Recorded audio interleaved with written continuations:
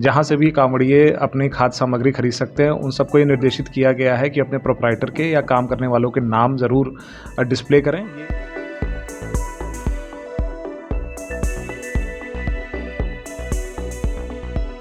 अभी जो हालात हैं वो हालात अच्छे नहीं कहे जा सकते, जिसकी वजह से हम ये फैसला अपना वापस ले रहे हैं। आप लोग कावड़ में कावड़ियों की सेवा करते हुए आए हैं, कब से शिविर लगा रहे थे? हम पिछले 17-18 सालों से मीनाक्षी चौक मुस्लिम बहुल्य क्षेत्र है, यहाँ कावड़ कैंप लगाते थे, लगाते आए हैं। इस बार क्या सोचा है, क्योंकि जो नेम प्लेट लग रही है 2 सालों से, पिछले साल भी यही मुद्दा उठा था, लेकिन इतना गर्म नहीं था।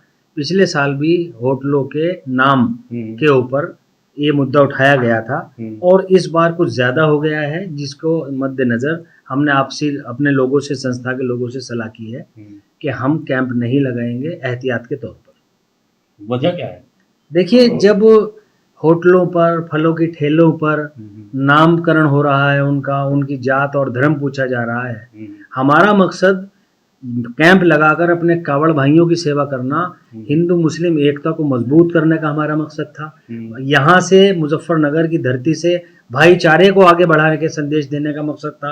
वो संदेश हमें पूरा होता नहीं दिख रहा है, जिसकी वजह से हमने अपने कदम पीछे हटा लिए। क्या लगता है कि अगर कैंप आप लोग भी लगाते तो आपको भी कोई निशान ऐसा निशानदेही अपनी बतानी होती? बिल्कुल बतानी होती। अगर पहली बात तो अगर हम यहाँ कोई सेवा करते, कुछ खिलाते पिलाते और उसमें अननेसेसरी कोई प्रॉब्लम क्रिएट हो जाए तो फिर वो सारी चीज़ें देखनी पड़ती हैं। अभी भाई कह रहे थे कि अगर लगाते हैं तो नेम प्लेट हमें भी गले में टांगने। हाँ बिल्कुल, जब हर चीज़ के लिए आप लिख रहे हैं नाम पता, हालांकि पैगाम इंसानियत और हमारी तो 17-18 सालों में जो हमेशा कावड़ लेके आते हैं, उन कावड़ भाइयों में हमारी इतनी पहचान थी, वो पीछे से ही ये नियत करके आते थे और कहते थे कि हम 8 किलोमीटर से सोच के आए हैं, आज शाम को विश्राम आपके यहाँ करेंगे। ये उनका प्रेम था और मोहब्बत थी। लेकिन फिर भी जो हालात हैं वो हालात अच्छे नहीं कहे जा सकते, जिसकी वजह से हम ये फैसला अपना वापस ले रहे हैं। शासन प्रशासन ने जो पहल की है संस्थानों के नाम लिखवाने वाली जी, कितना उचित मानते हैं और इसका क्या नुकसान? देखिए, आस्था का प्रश्न है। होटल और ढाबों तक तो ये बात सही थी। देखिए, कोई भी आज़ाद है इस बात के लिए कि किसी के हाथ का खाना है या नहीं। होटल और ढाबों तक तो ये उचित था, लेकिन अगर कोई प्राकृतिक फल सब्जी बेच रहा है, आम बेच रहा है, केले बेच रहा है, उसका तो कोई जात धर्म नहीं होता। ना आम का कोई धर्म है, ना सब्जी का कोई धर्म है।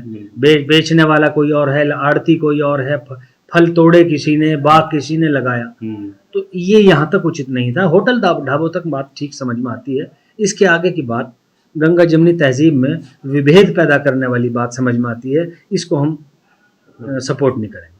Don't miss out. Follow One India for real-time updates.